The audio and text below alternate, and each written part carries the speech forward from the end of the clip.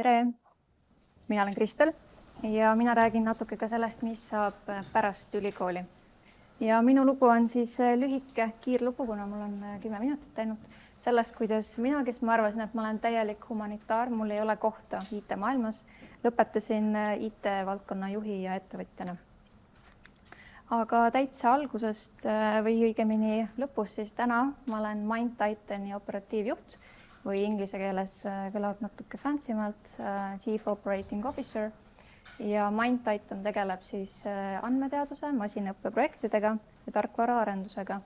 Ehk siis täitsa süva tehniline IT-teema ja see, millest ka Mirjam ennem rääkis, näiteks kas või andmekaeve, suurte andmemassiivide töötamine, töötlemine ja nende kasutamine erinevates valdkondades. See on üks asi, mida meie teeme valitsuste ja erasektori jaoks. Ja mina siis koos oma teiste kolleegidega töötangi praktiliselt nende lahendustega. Aga enne seda, kui ma MindTitani operatiivjuhiks sain, olin ma IT-valdkonna analüütikprojekti juht mitmes erinevas ettevõttes ja tegelikult ka enda kaasasutatud ettevõtte juht ja ka sealt siis noppisin omajagu analüütiku ja IT-projekti juhi kogemust. Ja tegelikult täitsa enne enda IT-valdkonna tulemist ma töötasin üldse lasteaiaõpetajana, ma töötasin ettekandjana, ma töötasin Viasati müüjana, nii et täitsa erinev kogemus. Aga kuidas ma üldse IT-sse jõudsin?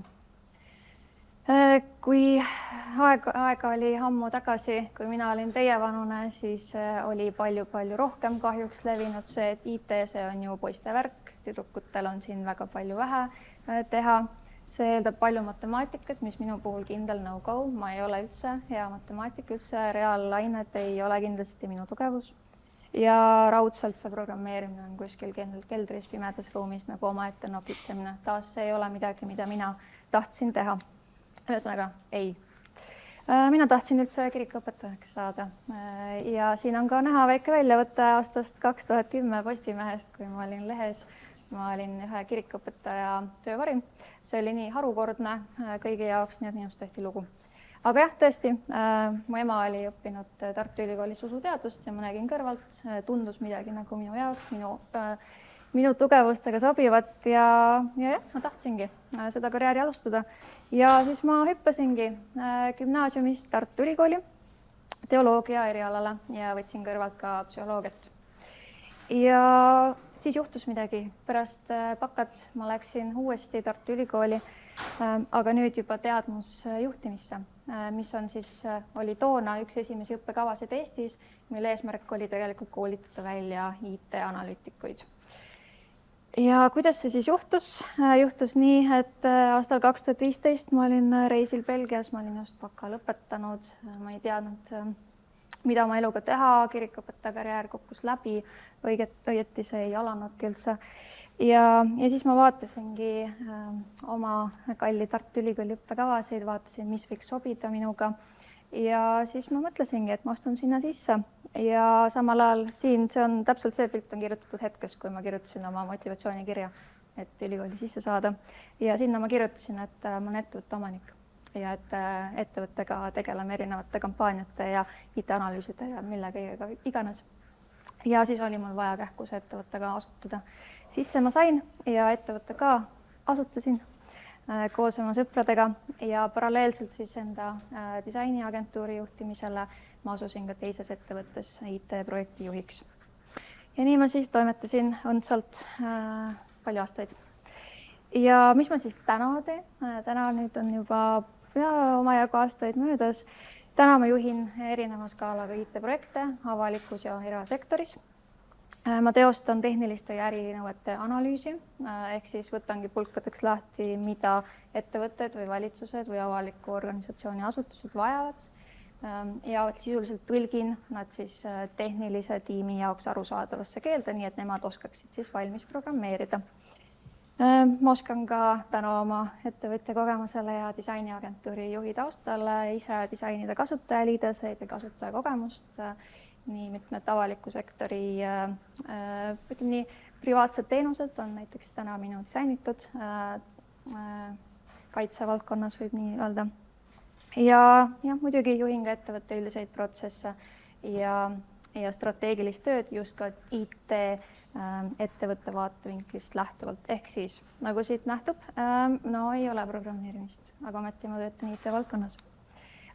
Ja tegelikult hästi oluline highlight, näete pilti, siin olen mina, aga on ka minu väga-väga targad, väga andekad kolleegid. Meie ettevõttes näiteks on pooled töötajad, juhid ja spetsialistid ongi ka naised. Ja mitte kordagi pole tekkinud mõtet, et miks nad siin. Aga kuidas üldse nagu toimus lasteaiaõpetajast siis IT-valdkonna hüpe? Ma ütlen ausalt, see oli väga hirmus. See oli isegi rohkem kui väga hirmus. Ma tulin ühest sõnavarast, ühest maailmast täiesti teise, ma ei saanud mitte midagi, mitte millestki tükk aega aru. Aga õnneks mul olid väga head kolleegid, mul olid väga toetavad kolleegid, väga head inimesed ümber ja muidugi ka mul oli väga hea stuudium, ehk siis kõik, mis ma õppisin ülikoolis, ma sain reaalselt rakendada enda töös ka. Ma õppisingi enda tööülesannete jaoks ülikoolist, Tartu Ülikoolist süsteemi analüüsi teostama. Ma õppisin äriprotsessi analüüsima, neid mudeldama, neid koos kliendiga kaardistama ja juhtima. Ma õppisin andmebaaside kohta, infosüsteemide kohta ja nii edasi. Kui mul ei oleks nagu seda tausta olnud, siis ma ei olekski isegi tööülesannetes ka üldse osanud kuskilt pihta hakata ja nende kohta õppima. Ehk siis ma sain võtta selle teoreetilise baasi ja muidugi ka teatud praktilise baasi ja siis lülitada selle enda tööks ümber.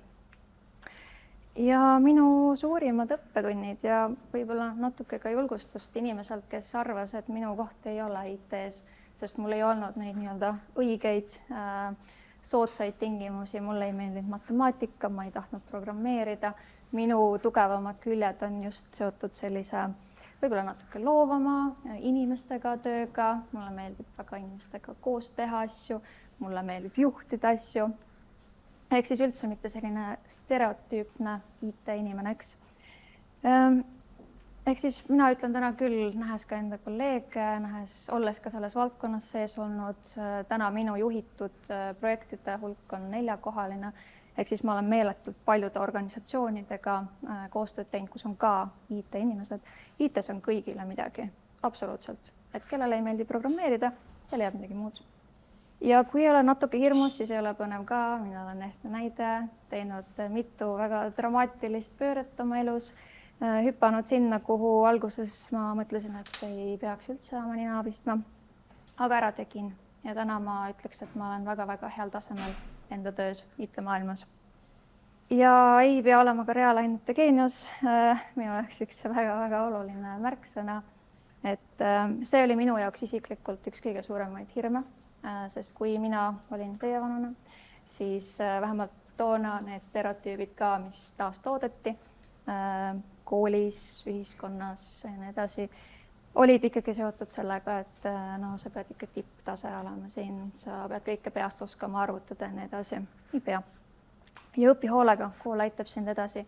No, kõlab natukene klišeena, aga nii on, kool tõesti aitab sind edasi, õpi hoolega. Et mina isiklikult Tartu Ülikooli 2-kordse vilistlasena ütlen küll, et need asjad, mis ma õppisin koolist, ma olen saanud neid päriselt rakendada ja täna väga palju aastaid hiljem ma siiamaani lähen enda kooli õpingute juurde tagasi ja meenutan neid asju, mis ma sealt kuulsin.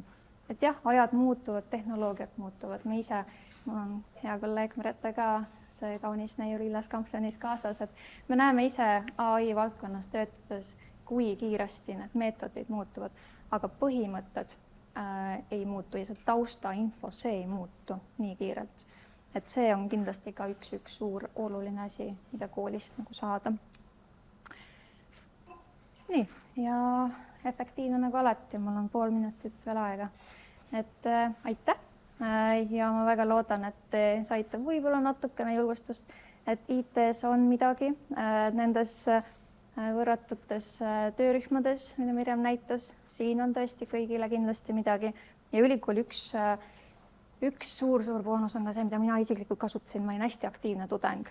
Et lisaks nagu enda koolitööle ma osalesin ka erinevates tudengiorganisatsioonides ma pressisin ennast igale poole, kuhu võimalik ja sealt ma omakorda sain nagu enda jaoks näiteks juhtimistausta ja sellist seltsielu ka, et seda ka kindlasti Tartu Ülikoolis on metsikult, kasutage seda. Aitäh!